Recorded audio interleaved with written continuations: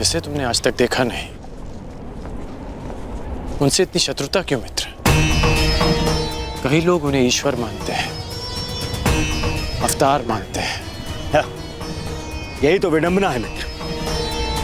मिथ्या बातों को लोग सत्य मान लेते हैं और एक मायावी को ईश्वर। मिथ्या? कृष्ण चरित्र में मिथ्या क्या है मित्र? मिथ्या नहीं है तो और क्या है मित्र?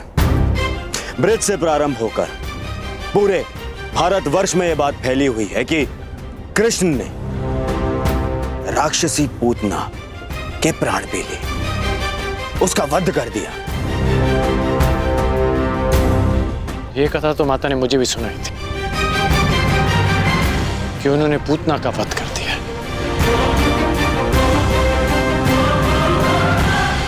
तुम ही बताओ मित्र, एक दूध मुहा बालक कैसे एक मायावनी राक्षसी का वध कर सकता है?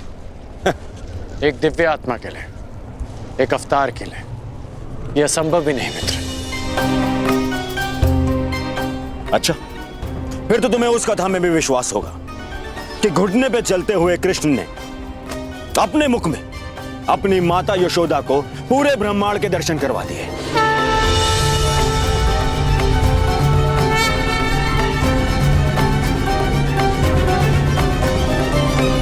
ये सब कुचक्र है मित्र, षड्यंत्र है ये। जानबूझ के ऐसे कथाओं का प्रचार किया जा रहा है ताकि उन्हें अवतार समझ लिया जाए, भगवान समझ लिया जाए उन्हें। कर्ण, तुम मुस्कुरा रहे हो मित्र। तुम ही बताओ, क्या इन घटनाओं का कोई भी साक्ष्य है जो इन्हें सिद्ध कर सके? मित्र, क्या सत्य है और क्या असत्य है, इस विवाद में मैं नहीं पड़ना चाहता। हो सकता है कि कृष्ण पर विश्वास करने वालों के पास कोई साक्ष्य ना हो, परंतु उनके विरोधियों के पास भी कोई साक्ष्य नहीं। कर्ण, न जाने क्यों आज तुम्हारी बातों में मुझे उस युधिष्ठिर के स्वर सुनाई दे रहे हैं। ऐसा नहीं है मित्र। चलो मान लिया कि यशोदा मां को भ्रम हुआ, हर माता को अपने पुत्र में ईश्वर का रूप दिखाई देता है, परंतु जब मथुरावासी इंद्र के कोप से पीड़ित थे तब कृष्ण ने अपनी कनिष्का उंगली पर पूरा गोवर्धन पर्वत उठा लिया था। सामान्य मनुष्य नहीं हो सकता मित्र।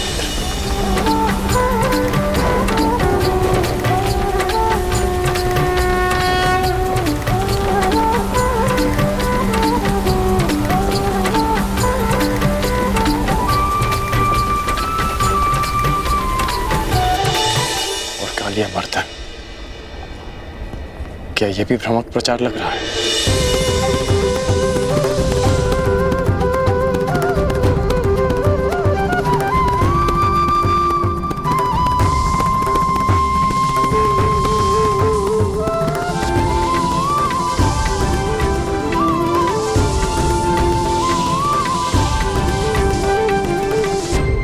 और कालिया मर्दन, क्या वो भी एक असत्य प्रचार था मित्र?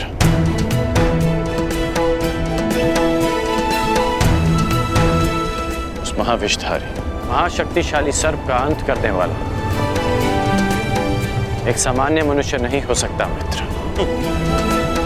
इंद्र को परास्त कर देने से कोई ईश्वर नहीं बन जाता मित्र। तुमने भी तो इंद्र को परास्त किया, परंतु तुम्हारा कोई भक्त नहीं, तुम्हें कोई ईश्वर नहीं मानता। उल्टा बचपन से लेकर रंगभूमि तक तुम्हें तो संघर्ष करना पड़ा है। और विष से बच पाना कोई चमत्कार नहीं है मित्र। मैं भी बचपन से धीमे विष पे पला, तो क्या मैं स्वयं को अवतार घोषित कर दूं? तो तुम्हें लगता है कि कृष्ण ने ऐसा कुछ नहीं किया जो उन्हें एक सामान्य मनुष्य से ऊपर कर देता है? क्या कंस का वध कर पाना एक सामान्य मनुष्य के लिए संभव? तुम ही बताओ मित्र। हाँ, ये मैं मानता हूं, एक ग्वाले के लिए कंस वध करना बड़ी उपलब्धि है, परंतु इसे हम एक ग्वाले की शक्ति कह सकते हैं, कोई ईश्वरी चमत्कार नहीं। तुम तो कृष्ण की हर उपलब्धि पर प्रश्न उठा रहे हो मित्र। हाँ, क्योंकि वो एक छलिया है, छल करने वाला, माया करने वाला, और कुछ नहीं। छलिया कहो या मायावी, परंतु उन्होंने जो किया अपने लोगों के शुभ के लिए, अपने लोगों के उत्थान के लिए किया। मेरी तो बचपन की इच्छा थी कि मेरी उनसे भेंट हो।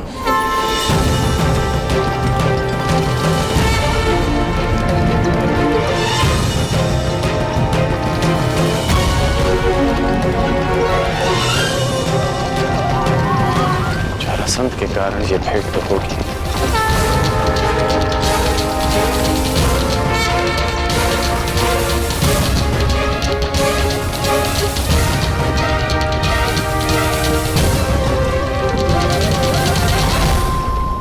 परंतु युद्ध क्षेत्र में इसकी मैंने कभी कल्पना नहीं की थी। मित्र, मत भूलो कि तुम्हें अपने वचन के लिए उस कृष्ण से युद्ध करना है, और अपने शत्रु से इतना प्रभावित होना विजय का लक्षण नहीं है। वो मायावी है, तुम्हारे भ्रम को तुम्हारे विरुद्ध अस्त्र बनाकर तुम्हें पराजित कर सकता है।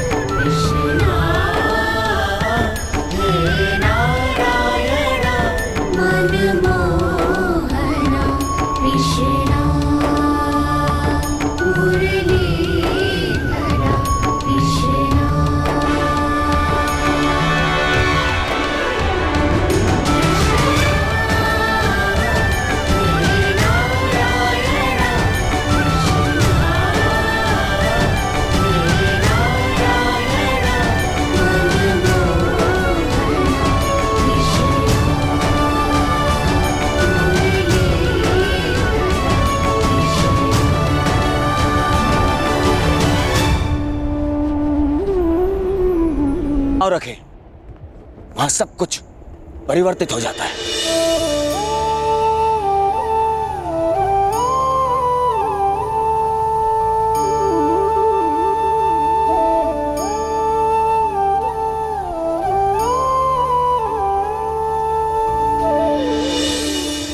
वो कब, कहां, किसके पास, किस रूप में पहुंच जाए, यह अनुमान लगाना कठिन है मित्र। तुम्हें उसकी माया से सावधान रहना होगा।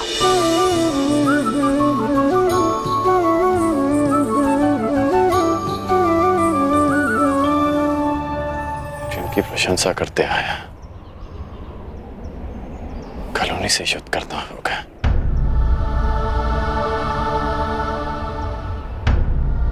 समझ नहीं आता कि क्या करूं। कर्म मनुष्य के मार्ग चुनने से निश्चित होता है अंगराज।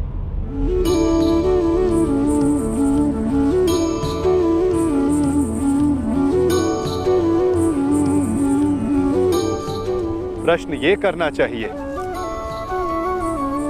कि मार्ग कौन सा चुना जाए।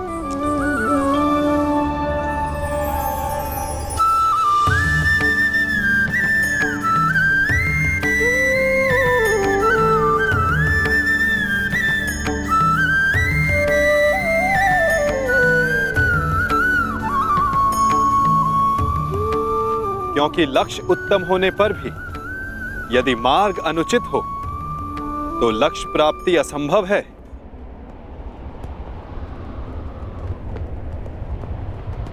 चुनने की कला धनुर्विद्या से अधिक कठिन है अंगराज।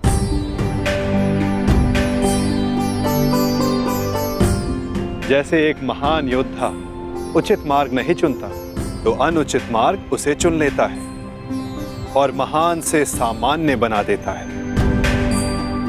इसीलिए युद्ध, मित्र और शत्रु चुनने में सावधान रहना चाहिए। दो मित्रों के वार्तालाप में विघ्न डालने वाले तुम हो कौन? मैं कौन हूं वो महत्वपूर्ण नहीं, मैं क्या करने आया हूं वो महत्वपूर्ण है। हमारे कर्म ही हमारा परिचय बनते हैं। परिचय दो अपना। क्यों आए हो यहाँ? मैं नटवर हूं, महाराज जरासंध का दूत। अंगराज को उनके लक्ष्य तक पहुंचाने आया हूं, वहां ले जाने आया हूं जहां उन्हें होना चाहिए। बस एक राजा को लाने के लिए एक राजा ही आए, यही उचित है।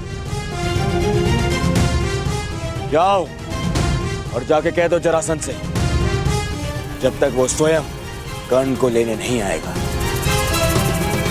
अंगराज कर्ण कहीं नहीं जाएगा।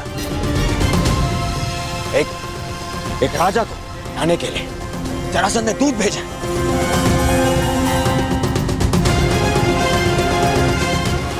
ये नियम के विरुद्ध है। नियमों के विषय में हस्तिनापुर के महान राजकुमार दुर्योधन ने एक बात कही है। क्या वो बात आपने नहीं सुनी? क्यों? क्या कहा है कुमार दुर्योधन? यही कि नियम वो बनाते हैं जो शासन करते हैं और उनको अपने बनाए हुए नियमों को पालन करने का बंधन नहीं होता। जिस तरह एक नदी अपना मार्ग चुनने से पूर्व किसी से पूछती नहीं, उसी तरह एक शासक अपने बनाए हुए नियमों को बदल सकता है। अब आप ही बताइए महोदय, क्या राजकुमार दुर्योधन ने कुछ अनुचित कहा?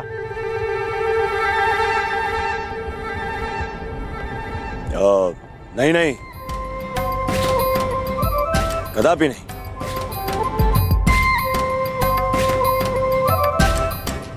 दूत का कार्य है संदेश देना अंगराज, परंतु फिर से कहूंगा, चयन करने का उत्तरदायित्व तो आपका है। आप मेरे साथ आना चुनते हैं या नहीं, ये तो आप पर निर्भर करता है। कर्ण ने यदि कुछ चुना है तो केवल अपने वचन का पालन करना है। मैं तुम्हारे साथ आऊंगा दूत। अहो भाग्य, मैं भी यही चाहता था कि आप मेरे साथ आएं।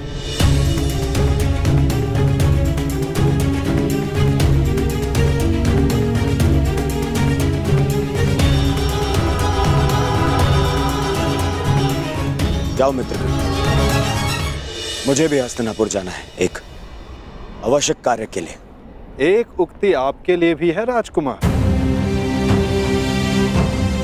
ईर्ष्या की अग्नि सबसे पहले ईर्ष्यालु को जलाती है।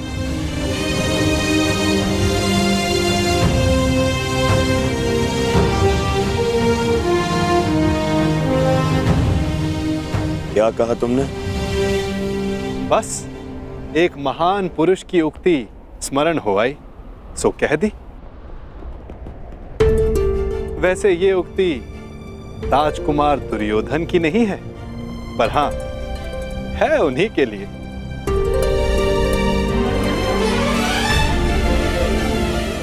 आपका दूत आपकी प्रतीक्षा कर रहा है अंगराज।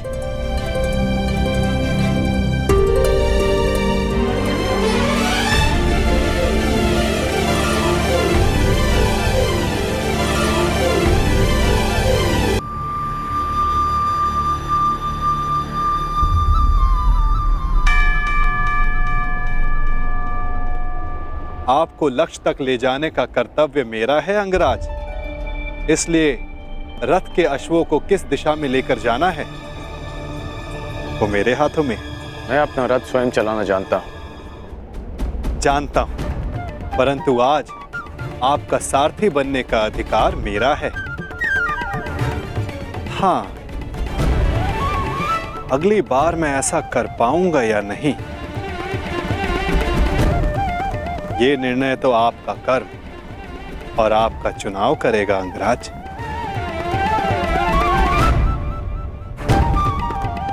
चलो नटवर, जरासंध मेरी प्रतीक्षा कर रहे होंगे। प्रतीक्षा केवल प्रारब्ध करता है अंगराज। कल को प्रारब्ध क्या रूप लेकर आए ये किसी को नहीं पता। कभी कभी हम किसी और लक्ष्य की कामना करते हैं और हमें कोई और लक्ष्य चुन लेता है।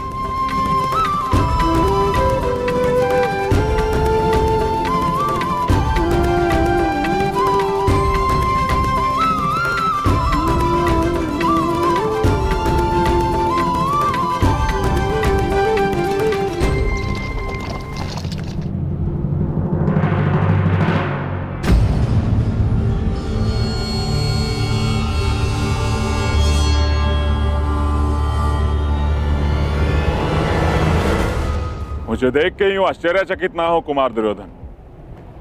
मैं यहां अंगराज को लेने आया।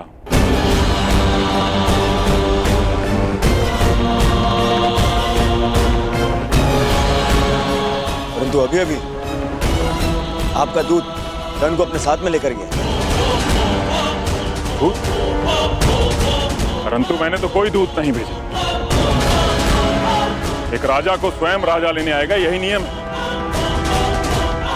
नहीं भेजा? फिर वो कौन था जो कर्ण को ले गया?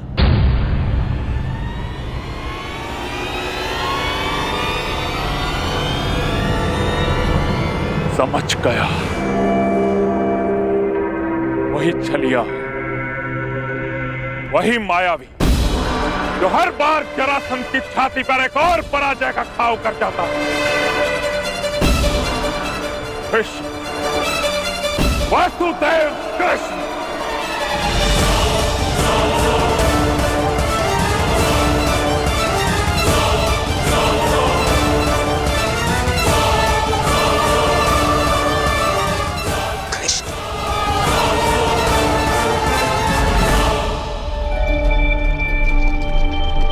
बहुत अच्छी बात कही तुमने कि यदि उचित मार्ग ना चुनो तो अनुचित मार्ग हमें चुन लेता है।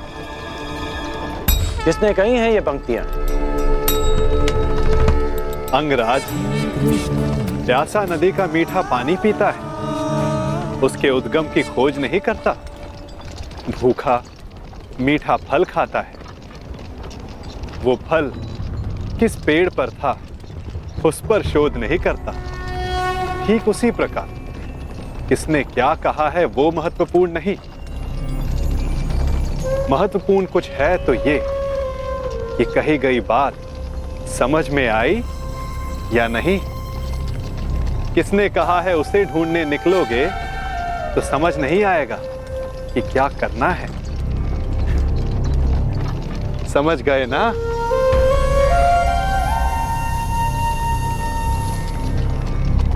इतना अवश्य समझ गया कि तुम कोई भी बात सीधी तरीके से नहीं करते। दूत हूं, मार्गदर्शक हूं, और जीवन का मार्ग कभी सीधा नहीं चलता।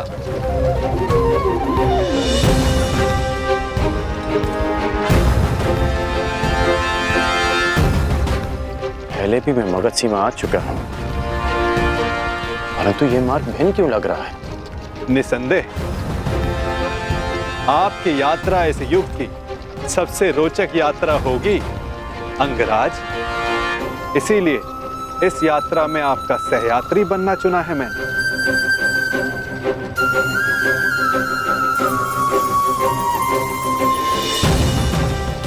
परंतु ये यात्रा अंत नहीं। इस यात्रा के पश्चात जीवन का नया मार्ग मिलेगा। अब देखना यह है अंगराज कि आप कौन से? पहले भी मैं मगध सीमा पर आ चुका हूं, परंतु ये मार्ग थोड़ा भिन्न लग रहा है। सीमांत का मार्ग निश्चित नहीं होता अंगराज। निश्चित तो उचित, अनुचित होता है। अर्थात उचित दिशा निश्चित करना ही सत्य है।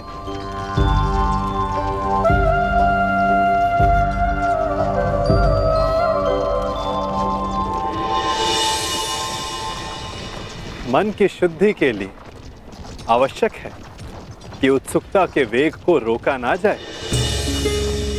प्रश्न नहीं करोगे तो उत्तर कैसे पाओगे? तुम्हें कैसे पता कि मैं कुछ पूछना चाहता हूं?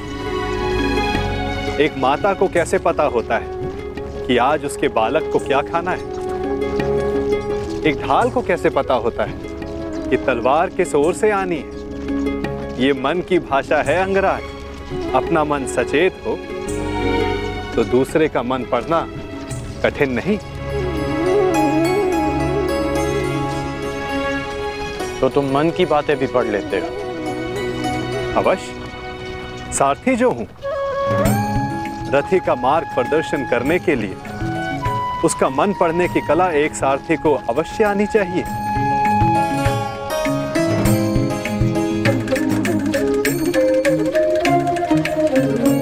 वैसे युद्ध करने में बहुत कुशल होना अंगराज? ये क्यों पूछा तुमने?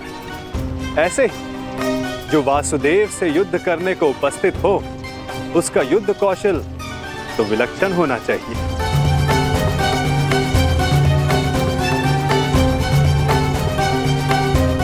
तुम्हें कैसे पता कि मैं वासुदेव से युद्ध करने जा रहा हूं?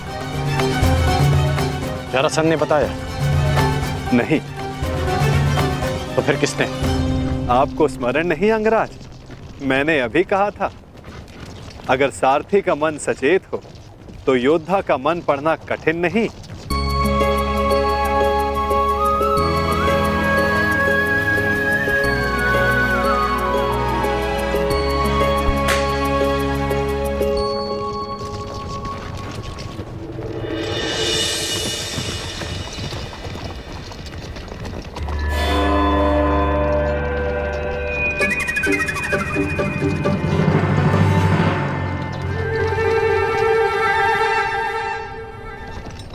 सारथी, और तीव्र और तेज चलाओ।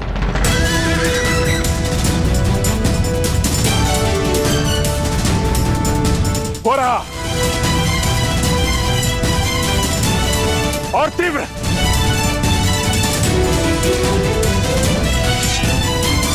जरासंध को एक बार और मूर्ख नहीं बना सकता ये वासुदेव। और तीव्र।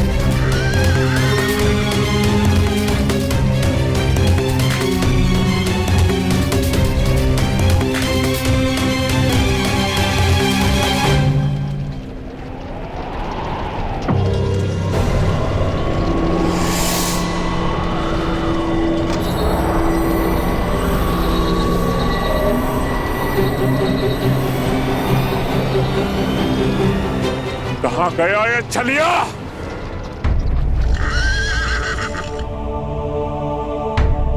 अब ये रथ क्यों रोक दिया? मेरा मन पढ़ने के लिए? मन पढ़ने के लिए नहीं, मार्ग पढ़ने के लिए। यदि लक्ष्य तक की यात्रा लंबी हो तो बीच बीच में रुककर मार्ग जांच लेना चाहिए। भाप लेना चाहिए कि कहां के लिए निकले थे, कहां तक पहुंचे हैं और कहां जा रहे हैं। और ये यात्रा आवश्यक है या नहीं।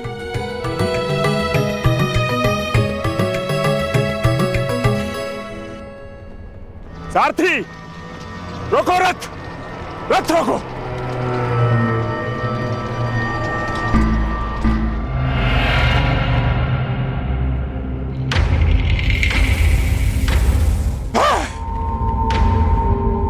फिर से जरासंध की आंखों में धूल चौंक गया ये कृष्ण, परंतु ये जरासंध भी हार नहीं मानेगा। चलो सारथी।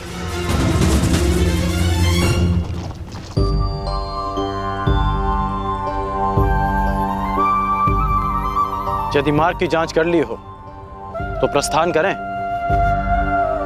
रथी को समय पर लक्ष्य तक पहुंचाना भी सारथी का ही कर्तव्य है। सत्य कहा आपने, परंतु एक बार पुनः विचार कर लीजिए अंगराज। अर्थात मैं इंद्र का सारथी नहीं कि मैं जल और वायु पर भी रथ चला सकूं। सामने देखिए अंगराज।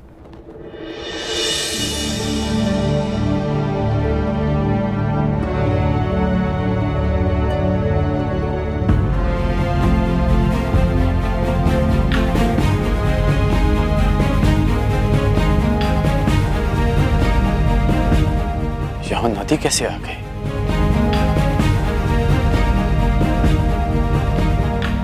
और मैंने इसे पहले क्यों नहीं देखा? नदी हमारे मार्ग में नहीं आई है अंगराज, हम नदी के मार्ग में आए हैं। अब सोचना यह है कि इस बाधा को कैसे पार करेंगे आप।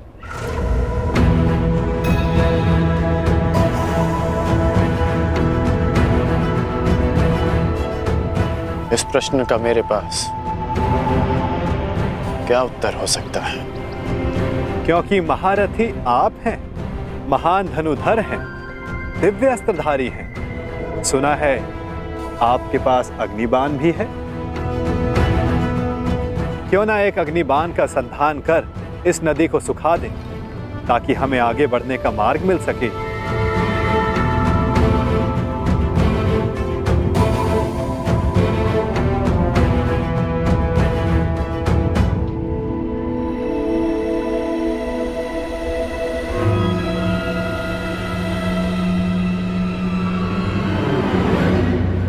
आपके लिए समय से ज्यादा महत्वपूर्ण और कुछ है? दुर्गम मार्गों में रथी का कर्तव्य बनता है कि वो अपने सारथी की सहायता करे। यदि रथी सहायता नहीं करेगा तो सारथी लक्ष्य तक उसे कैसे पहुंचाएगा समय पर?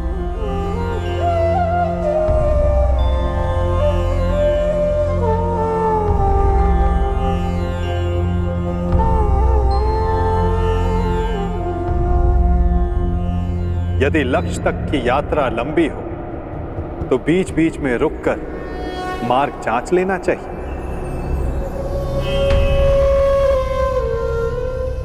भाप लेना चाहिए कि कहां के लिए निकले थे, कहां तक पहुंचे हैं और कहां जा रहे हैं, और ये यात्रा आवश्यक है या नहीं।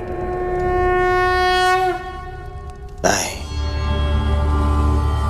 कोई विवाह उत्सव नहीं मनाया जाएगा दुशासन।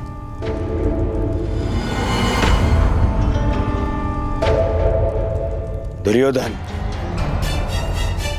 तब उत्सव मनाएगा जब उन पांडवों का अंत हो जाएगा। उत्तम दुर्योधन, उत्तम।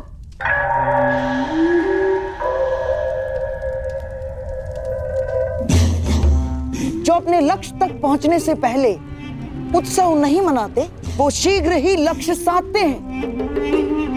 और तुम्हें उत्सव मनाने के लिए अधिक प्रतीक्षा नहीं करनी होगी।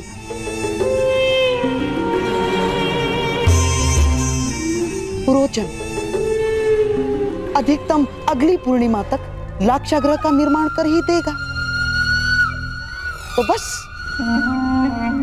तुम्हारे लक्ष्य प्राप्ति के लिए केवल 15 दिन शेष है। नहीं मामाश्री, नहीं। केवल लक्ष्य गृह के निर्माण हो जाने से कुछ नहीं होता। प्रश्न तो ये है कि क्या हमारे कहने पर ही वो पांडव वहां जाने के लिए प्रस्तुत होंगे? अवश्य होगा मेरे होने वाले सम्राट, अवश्य होगा। विशेषकर तब जब वर्णावत में हस्तिनापुर के युवराज का सम्मान और सत्कार करने के लिए वहां उन्हें बुलाया जाएगा। ये केवल संभावना है मामाश्री, संभावना। यदि उन्होंने वहां जाने से मना कर दिया तो गाय को अपने वश में कर लो तो बछड़े अपने आप विवश हो जाते हैं। ठीक उसी प्रकार पांडवों की माता श्री कुंती का सत्कार किया जाए तो उसके 5 पुत्रों को आना ही होगा। यदि वो 5 उंगलियां हैं तो कुंती उनका शरीर है, शरीर। वो जहां जाएगी ये 5 उसके साथ जाएंगे ही।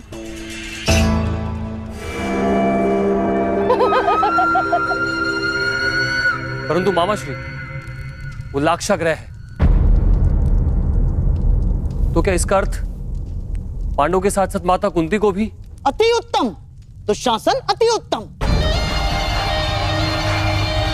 तुम्हारे मन में अचानक से दया जाग गई। मैं तो बड़ा प्रसन्न हुआ अपने भांजे की मानवता से।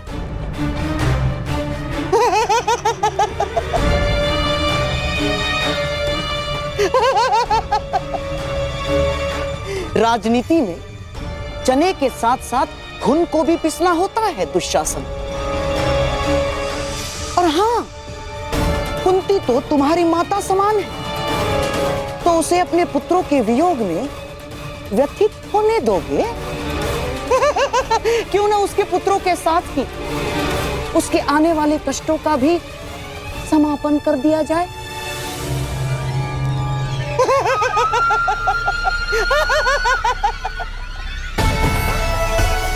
तुम्हारे भ्राता को सिंहासन तक पहुंचने के लिए कई शवों पर पांव रखने होंगे दुशासन, रखने ही होंगे। तो यदि 5 के स्थान पर 6 हो जाए तो उसमें अंतर क्या होगा दुशासन?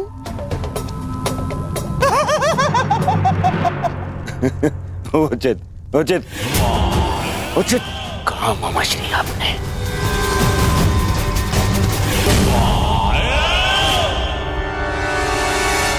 उचित कहा। ये उचित नहीं है। क्या उचित नहीं है अंगराज? अस्त्रों का प्रयोग। मैं योद्धा हूं, हत्यारा नहीं। यदि इस धारा को सुखा डाला तो इस जल के जीव जंतु मारे जाएंगे और निर्दोषों का वध मुझे स्वीकार नहीं। और अभी तुमने कहा कि ये नदी हमारे मार्ग में नहीं, हम नदी के मार्ग में आए हैं, तो नदी को सुखा देना उचित नहीं होगा। अति उत्तम। आशा है भविष्य में भी आपको ये बात स्मरण रहेगी अंगराज। मेरा तात्पर्य ये है कि अब हम रास्ता बनाएंगे कैसे? इस नदी को पार करना ही पड़ेगा अगर हमें समय पर पहुंचना है। आगे चलकर देखते हैं, कहीं तो जल स्तर कम होगा जहां से हमारे अश्व और रथ निकल सके। प्रस्थान करो। ठीक है, चलते हैं।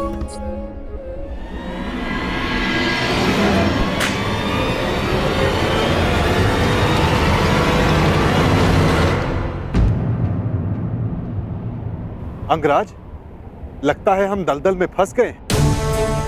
हमारा रथ